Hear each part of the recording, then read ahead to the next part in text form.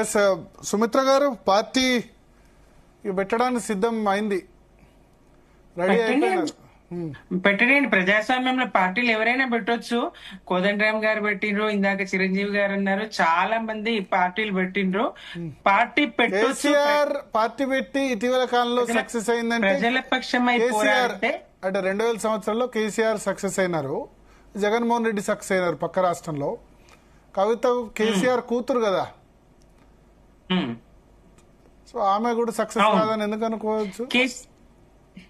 కాదని నేను అనడం లేదండి, కాదని నేను అనడం లేదు. మొండితనంలో అయితే కేసీఆర్ ను మించిన మొండితనం కనిపిస్తోంది. రాజకీయాల్లో కావాల్సింది ఆ మొండితనమే కదా. రాజకీయాల్లో కావాల్సింది మొండితనమే, కానీ తాను ఎంచుకున్న పంత ఏదైతే ఉన్నదో, ఆమె వెళ్తున్న దారి ఏదైతే ఉన్నదో అది సరైన దారి కాదు. ప్రజా సమస్యల మీద గొంతెత్తడం లేదు, ప్రభుత్వాన్ని ప్రశ్నించడం లేదు, ప్రజలకు ఏం కావాలనో తెలుసుకోవడం లేదు. మరి ఇవాళ కేవలం బీఆర్ఎస్ ను విమర్శించడానికే తాను పార్టీ పెడుతున్నా లేదా జనం బాట పడుతున్నా అనేది స్పష్టం అవుతా ఉంది కదా. స్వయంగా తండ్రిని పట్టుకొని అన్నన్ని మాటలు అంటా ఉంటే సామాజిక తెలంగాణ సాధ్యం కాలేదని మాటతో ప్రారంభించి ఏం పీకి కట్టిందనే తీవ్ర స్థాయి పదజాలాన్ని ఆమె ఉపయోగించిందంటే తెలంగాణ సమాజం ఎట్లా స్వాగతిస్తుంది? ప్రజలకు తెలియదా ఏం జరిగిందో? ఒకటండి భరత్ గారు, ఇప్పుడు నరేష్ గారు వినండి, మీకు అవకాశం ఇచ్చినప్పుడు మీరు మాట్లాడండి. అంత దారుణంగా శరత్ గారు ఇందాక అన్నారు, రాజీనామా యాక్సెప్ట్ చేయకుండా 4 నెలలుగా ఎట్లా ఉంటది, అందుకు తానెందుకు నిజాయితీగా చిత్తశుద్ధిగా రాజీనామా చేస్తే ఎందుకు వెంటబడి రాజీనామాను అంగీకరింపజేసుకోరు? ఎస్, బీఆర్ఎస్ పార్టీ సమాధానం ఇచ్చింది తనకు, కేసీఆర్ గారు సమాధానం చెప్పిండ్రు, పార్టీ నుంచి సస్పెండ్ చేసిండ్రు, అదే సమాధానం. ఇప్పుడు ఇవాళ చాలా మంది నేను మాట్లాడుతున్నాను, నాకు రేవంత్ రెడ్డి గారు వచ్చి సమాధానం చెప్పరు కదా. ఎవరి స్థాయికి వాళ్ళు సమాధానం చెప్తారు అంతే. తాను బురద జరుగుతుందని ఆ బురదను మేము దానికి సంబంధించిన చర్చ చేయమండి. వాళ్ళ ప్రజల కోసం మాట్లాడతాం. తెలంగాణ ఎందుకు సాధించుకున్నాం, తెలంగాణ ప్రజలకు ఏం జరుగుతలేదు, వాళ్ళ నీళ్ళ హక్కును కోల్పోతున్నాం, అది ప్రశ్నిస్తాం. రైతు బంధు అందలేదు, అది ప్రశ్నిస్తాం. తెలంగాణ యావత్తు ప్రజానీకం పక్షాన, ఒక వర్గం అని కాదు, అందరి పక్షాన మేము ఉన్నాము. అంతరాయం కలిగించాలి, పోరాటంలో ముందుకెళ్ళొద్దనే ప్రయత్నం చేస్తే మేము దృష్టి మళ్లించే ప్రసక్తే లేదు. మా పోరాటం కవిత గారితో కాదు, మా పోరాటం కాంగ్రెస్ ప్రభుత్వంతో, మా పోరాటం ప్రజల్ని మోసగిస్తున్నటువంటి బీజేపీ, కేంద్రంలో ఉన్నటువంటి బీజేపీ ప్రభుత్వంతో గాని ఇట్లా కాళ్ళల్లో కట్టలు పెట్టి ఆ 2 ప్రభుత్వాన్ని ప్రశ్నించకుండా మమ్మల్ని కవిత గారు ఆపలేరు, అడ్డుకోలేరండి. తప్పకుండా నిన్నటి మాటతో యావత్ తెలంగాణ కదిలిపోయింది. నీ కన్నీళ్లు కాదు తల్లి, ఎంత మంది కన్నీళ్లు కేసీఆర్ గారు తుడిచారు.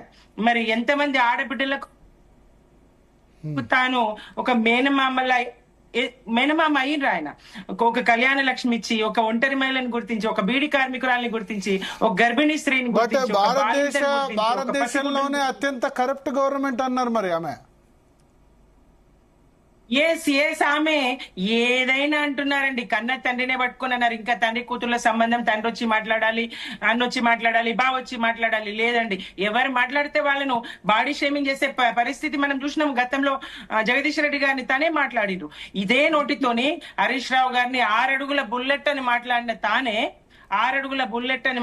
తానే నిన్న బబుల్ షూటర్ అంటారు. ఎవరేంటో తెలంగాణ ప్రజలకు తెలియదా అండి? ఉద్యమ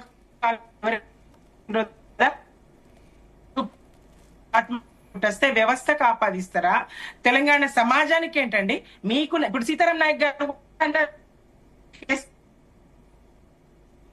కూడా అంటున్నాను, నాకు కూడా నష్టం జరిగింది పార్టీలో, నేను కూడా ఉద్యమకారిని. నా సమస్య రాష్ట్రం సమస్య కావద్దు కదండి. నా సమస్య కోసం నేను రాష్ట్ర సమస్యల్ని పక్కన పెట్టొద్దు కదా.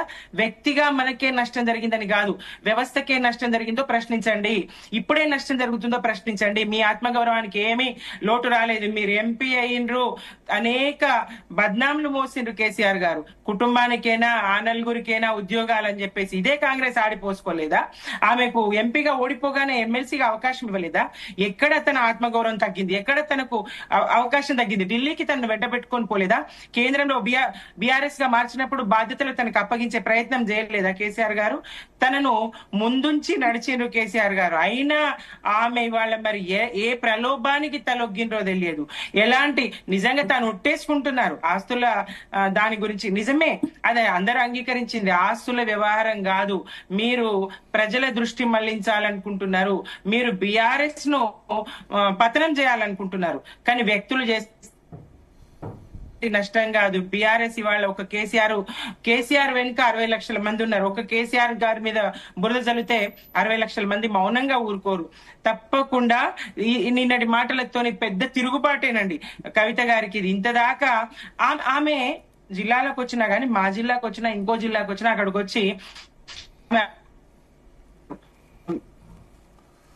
వాయిస్ కట్ అవుతుంది. ఎన్ని రోజులు ఇప్పుడండి అవునా వినిపిస్తుందా? వినిపిస్తుంది భరత్ గారు. ఎన్ని రోజులకున్నా తండ్రి కూతురు ఒకటి కాకుండా ఉంటారా? మీరు రండి, తండ్రి కూతురు ఒకటే, మీరు రండి అని పిలుచుకుంటున్నారు. ఎవరన్నా మాట్లాడబోతే ఆడబిడ్డ మీద దాడి చేస్తారా అంటారు. రాజకీయాల్లో ఆడైనా మగైనా మీరు ముఖ్యమంత్రి కావాలనుకుని వస్తున్నారు, మీరు రాజకీయ పార్టీ పెట్టబోతున్నారు. ఎవరినైనా విమర్శించవచ్చు, సద్విమర్శ ఎవరి పట్లనైనా చేయొచ్చు. మీలాగా కుసంస్కారంగా మీలాగా ఏం బీకిండ్రనే భాష మేము చేయమండి. మేము సంస్కారయుతంగా మేము మాట్లాడతాం. కవిత గారు అని మీకు రెస్పెక్ట్ ఇస్తాం. మీరు అధినేత కుమార్తె అయినప్పటికీ ఇప్పుడు వచ్చి 10 సంవత్సరాల గవర్నమెంట్ అత్యంత కరప్ట్ గవర్నమెంట్ అంటే కరెక్టా? ఉన్నప్పుడు మాట్లాడాలి కదా. లేదు, వారు చెప్పారు కదా అవకాశాలు ఇచ్చిరని చెప్పి. 20 సంవత్సరాలుగా మరి మద్దతు తెలిపినప్పుడు, తన మీదేసుకొని చేసినప్పుడు, ఉద్యమంలో ముందుకు పోయినప్పుడు, బతుకమ్మ ద్వారా ముందుకు పోయినప్పుడు, మరి ఆ రోజు మాట్లాడిన మాటలు వాళ్ళు రివీల్ చేయాల్సి వస్తుంది కదా. ఆ రోజు ఎందుకు గుర్తు రాలేదు అన్నటువంటి వాళ్ళు మరి ఆ రోజు ఉద్యమంలో ఏ రకంగా మహిళా శక్తిని ముందుకొచ్చారు, ఏ రకంగా సంస్కృత వైభవాన్ని ముందుకు ఏ రకంగా ఉన్నటువంటి వాటిని పండుగలని ఫెస్టివల్స్ ని ఎంత పండుగలా చేసే క్రమంలో చేసారు, ఇవన్నీ కూడా గుర్తుకు రావాలి కదా. వారు ఎంతసేపటికి కూడా ఎందుకు డిక్టేట్ చేస్తారని మమ్మల్ని? మీరు పార్టీని సస్పెండ్ చేశారు, మేమేం మాట్లాడాలి, మేము ఏ రకంగా ప్రజలకు వెళ్ళాలని కూడా మీరు ఎట్లా డిక్టేట్ చేస్తారు? మీరు వెళ్లే విధానము రాంగ్ ఉన్నప్పుడు మేము అడిగింది ఏంది? ఉద్యమకారులకు అన్యాయం జరిగింది, 1200 మంది మనమే చెప్పినాము, 550 మందికి మనం ఇచ్చినాము, అది తప్పు కాదంటారా? సుమిత్ర గారు మీరు చెప్పండి. ఒక ఉద్యమకారుల అయిపోయిందండి, నాది అయిపోయినాక మీరు అవకాశం తర్వాత మీరు మాట్లాడండి. మేము అడిగిన ప్రశ్నలకు సమాధానం చెప్పకుండా ఎక్కడ దాటి వేసిన దూరం చేస్తా ఉన్నారు, లేదా ఎదురుదారి చేసే విధంగా మాట్లాడుతూ ఉన్నారు, లేకపోతే క్రిటిసైజ్ చేసే విధంగా మీరు మాట్లాడుతున్నారు తప్ప అడిగిన ప్రశ్న సమాధానం ఎవరి నుంచైనా వచ్చిందా? దానికి ఒక పెద్ద గొప్ప పేరు ఏం పెట్టిన విఘ్నత అని. ఆ విఘ్నత కాదు కావాల్సింది. ఎవరైతే ఇప్పుడు కవిత గారి మీద మీ బీఆర్ఎస్ పార్టీ నుంచి చాలా ఆరోపణలు చేశారు, డైరెక్ట్ గా వాళ్ళే ప్రెస్ మీట్ పెట్టి వివరణ ఇచ్చారు. చేసిన దాన్ని మీ దగ్గర నుంచి ఒక్కరి దగ్గర నుంచి వివరణ వచ్చిందా? ప్రజలకు తెలియాల్సిన అవసరం లేదా? ప్రజలు నిజాలు తెలియాల్సిన అవసరం లేదా? మేము అడిగిన ప్రశ్నకు 550 మందికి ఇచ్చిన మాట వాస్తవమా కదా? మిగతా విషయాలన్నీ పక్కన పెట్టండి. ఉద్యమకారులాగా మీరు గొప్ప మీరు ఉద్యమం అంగీకరిస్తాం, కానీ మరి 1200 మంది మనమే చెప్పి మనమే ఉద్యమం చేసి మనమే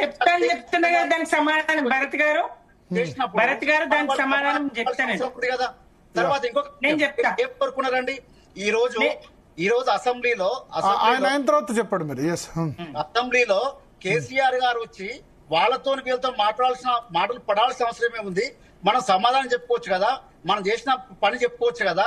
ఎందుకు కేసీఆర్ గారు ఆగిపోయారు, ఎందుకు బైకాట్ చేస్తా ఉన్నారు అని చెప్తున్నారు. మీరు రాజీనామా యాక్సెప్ట్ చేయాలని చెప్పి మీరు మాట్లాడుతా ఉన్నారు కదా. స్పీకర్ అధికారాలను ఎవరు డిక్టేట్ చేస్తారు మేడం? మీరు చెప్పండి. స్పీకర్ అధికారాలని ఆ రోజు స్వయంగా చెప్పడం, లెటర్ రాయడం జరిగింది. మేము సొంతంగా మా బృందం కలిసిపోయి డైరెక్ట్ గా ఇచ్చాము. వారు ప్రత్యక్షంగా ఫోన్ చేసి మాట్లాడారు రాజీనామా ఆమోదం కోసం. వారు లేట్ చేసిన దాన్ని మళ్ళీ దీన్ని మీరు రాజకీయం చేసి మళ్ళీ దీన్ని రాజకీయంగా తప్పుదోవ పట్టించే ప్రయత్నం మీరు చేస్తా ఉన్నారు. ఇక్కడ జాగృతి ఎక్కడ చేయట్లేదు.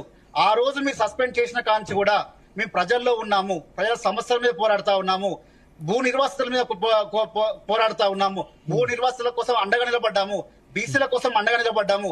ఎక్కడ తప్పు జరిగింది చెప్పండి? మేము చేసిన పోరాటాల్లో, మేము చేసిన కార్యక్రమాల్లో ఇది తప్పని మీరు ఒక్కడని చెప్పగలుగుతారా? ఏదైనా ఒక అంశం సుమిత్ర గారు. ఇక్కడ అమరుల కుటుంబాలకు సాయం అందలేదనే దానిలో అయితే చనిపోయినప్పుడు వాళ్ళు లేఖలు రాసి ఉంటే లేదా ఏ రకమైనటువంటి ఆధారాలు ఉంటే పోలీస్ కేసుల్లో అది నమోదైతే తప్ప మరి అమరుడిగా గుర్తించడం కష్టం కదా. అట్లా సాక్ష్యాలు, ఆధారాలు, కేసులు ఉన్న ఆ కుటుంబాలకైతే ఒక ఉద్యోగం, ఇంటికి ఒక ఉద్యోగం, 10 లక్షల రూపాయల ఆర్థిక సాయం అందించడం జరిగిందండి.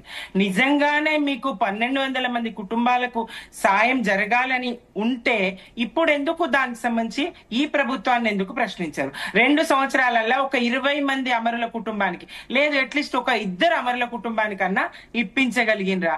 ఆ స్థాయిలో మీరు పోరాటం చేయగలిగినరా? ఇది కదా సాక్ష్యాలు, ఆధారాలు, పోలీస్ కేసులు. వాళ్ళు లేఖలు రాసి తెలంగాణ కోసం, లేఖలు రాసి తెలంగాణ కోసం నినాదాలు, శ్రీకాంతాచారి ఉన్నారు స్పష్టంగా తెలంగాణ కోసం నినాదాలు చేస్తూ చచ్చిపోయినరు. పోలీస్ కిష్టన్ ఉన్నారు, రికార్డు ఉంది, ఫోన్ రికార్డు, తెలంగాణ సాధన కోసం నేను చచ్చిపోతున్నా అని చెప్పేసి. అట్లాంటి సాక్ష్యాలు, ఆధారాలు ఉన్న కుటుంబాలను కేసీఆర్ గారు కడుపున పెట్టుకున్నారండి. కిష్టన కుటుంబం పిల్లల్ని ఇంతవరకు చదివిస్తూ ఉన్నారు. ఆధారాలు ఉన్న కుటుంబాలకు 10 లక్షల ఆర్థిక సాయం అందించి మీరు 550 మందికి ఆధారాలు ఉన్నాయి, 550 మంది మాత్రమే తెలంగాణ కోసం చనిపోయారని చెప్పి మీరు బీఆర్ఎస్ పార్టీ తరఫున చెప్పదలుచుకున్నారా? మేం చెప్పడం కాదండి, ప్రభుత్వం చెప్పింది, పార్టీ కాదు ప్రభుత్వం. నాడు ఉన్నటువంటి బీఆర్ఎస్ ప్రభుత్వంగా దానికి కొన్ని నియమ నిబంధనలు ఉంటాయి కదా, ఆ నియమ నిబంధనల మేరకే జరిగింది.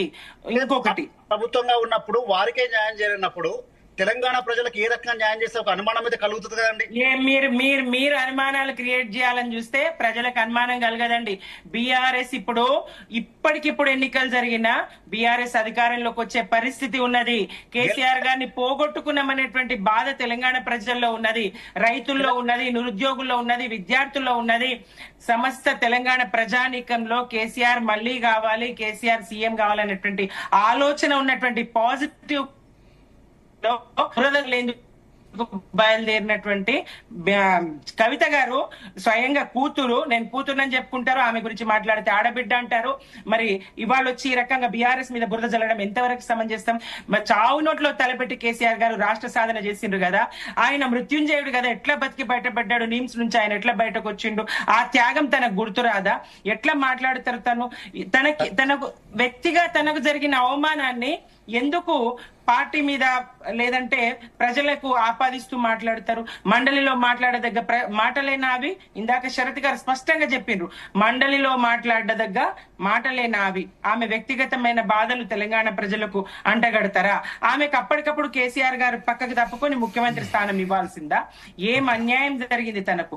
జాగృతి పేరుతో తాను బయటకు వచ్చినాడు, మేమంతా తన వెనుక నడిచిన వాళ్ళందరూ కేసీఆర్ గారి అనుచరులే, బీఆర్ఎస్ పార్టీకి సంబంధించినటువంటి వాళ్ళే. ఇదే ఇందాక కల్వ సుజాత గారు ఆమె ఏం చెప్పారు? జాగృతి తరపున చీరల పంపిణీ జరిగిందని. కాదు, జాగృతి తరపున జరగలేదు అది. కాకపోతే జాగృతి వేరుగా బతుకమ్మ నిర్వహిస్తా అంటే రెండేసి వేదికలు ఎందుకు? ప్రభుత్వ పండగగా గుర్తించినాం కదా, కాబట్టి ప్రభుత్వమే చేస్తుంది, మీరు పాల్గొనదలిచిన చోట పాల్గొనండి అని కేసీఆర్ గారు చెప్పి ఉంటారు, అంతే తప్ప నడిచిందండి. తెలంగాణ రెండు వర్గాలుగా ఉండొద్దని జేఏసీ ఏర్పాటు చేసిన, ఏ పార్టీలో ఉన్నా, ఎక్కడ ఉన్నా, ఏ కులమైనా, ఏ మతమైనా అందరూ ఒకే నినాదంతో ముందుకు పోయారు కాబట్టి తెలంగాణ సాధించుకోగలిగినాం మనం. కాదని ఎవరన్నారు? జాగృతిలో పనిచేసిన వాళ్ళు బీఆర్ఎస్ క్యాండిడేట్లే, జాగృతిలో చీరలు పంపిణీ చేసిన మా భాగస్వామ్యమే, జాగృతి మా భాగస్వామ్యమే అర్థం చేసుకుంటారు. ఓకే, జాగృతిలో చీరలు జాగృతిలో చీరలని కవిమో జాగృతి ద్వారా చీరల పంపిణీ చేసింది బతుకమ్మ చీరలు అన్నది, అది తప్పని చెప్తున్నా. అట్లా జరగలేదు, ప్రభుత్వ పరంగానే పంపిణీ జరిగిందని చెప్తున్నా. నేను కవిత గారి లాగా అబండాలు వేయనండి, కవిత గారి లాగా లేని మాటలు నేను చెప్పను, స్పష్టంగా ఉన్నదే చెప్తున్నా. కల్వ సుజాత గారు మాటలు ఇందాక ప్రేక్షకులు విన్నారు కదా, విన్న మాటలకు సమాధానంగా చెప్తున్నా. నేను మాట్లాడలేరు మీరు, ఆ విషయం మాకు తెలుసు. మీరు కవిత గారి లాగా పార్టీలో ఉండి నిక్కచ్చిగా మీరు మాట్లాడలేరు. ఎందుకంటే కవిత గారికి జరిగిన అన్యాయం మీకు జరుగుతుందని మీకు కూడా భయం ఉంటది. మీరు నాకు అన్యాయం జరిగింది, కొత్తగా జరగంది ఏమి ఉండదు. జరిగినప్పటికీ నాకు వ్యక్తిగా నాకు కాదు, భరత్ గారు ఏదో ఒక రోజు అది కూడా బయటకు వస్తుంది, మీ నుంచి కూడా బయటకు వస్తుంది, మీ నుంచి కూడా జరుగుతుంది. రాదు, మీరే ఒప్పుకుంటారు అన్యాయం జరిగింది. నాకు రాష్ట్ర సాధన కోసం అండి, రాష్ట్ర సాధన కోసం పోరాటం చేసినాం. ప్రథమ అంశం రాష్ట్ర సాధన జరిగింది. కేసీఆర్ గారి 9.5 సంవత్సరాల పాలన కేసీఆర్ గారి 9.5 సంవత్సరాల పాలన దేశంలోనే నంబర్ 1 గా తెలంగాణను తీర్చిదిద్దింది. అన్ని రంగాల్లో తెలంగాణ విద్య, వైద్యము, తాగునీరు, సాగునీరు అన్ని రంగాల్లో కూడా అగ్రభాగాన నిలిచింది. పల్లె ప్రకృతి వనాలు, పల్లె ప్రగతి, పట్టణ ప్రగతి ఒక్కటి కాదు కదా, అనేక రకాలుగా అభివృద్ధి తెలంగాణ సాధించింది. సబ్బండ వర్గాలను తెలంగాణలో కేసీఆర్ మీ పార్టీ స్పందన భరత్ గారు వింటున్నారా? వింటున్నా చెప్పండి.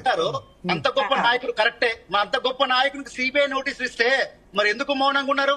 ఎందుకు ఆశించిన స్థాయిలో తెలంగాణ వ్యాప్తంగా బాధపడే వాళ్ళు సిబిఐ నోటీసుల కన్నా కవిత గారి మాటలు ఇంకా ఎక్కువగా ఇబ్బంది పెట్టాయి కదా. చట్టాలు, కోర్టులు తమ పని తాము చేసుకపోతాయి. ఇవాళ కవిత గారిని అరెస్ట్ చేయలేరా? సిబిఐ కూడా మరి ఇటు నిన్న ఈ కార్ రేస్ అన్నారు, ఇంకో టెలిఫోన్ ట్యాపింగ్ అన్నారు. ప్రభుత్వం 1,00,000 వేస్తుంది. మా స్పందనలు మాకున్నాయి, మా పోరాటాలు మాకున్నాయి. కేసీఆర్ గారిని మాట పడనివ్వని రక్షణ కవచంగా మేమైతే ఉంటాం.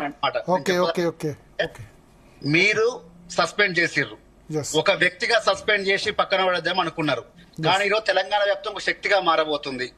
చాలా మద్దతు శరత్ గారు శక్తిగా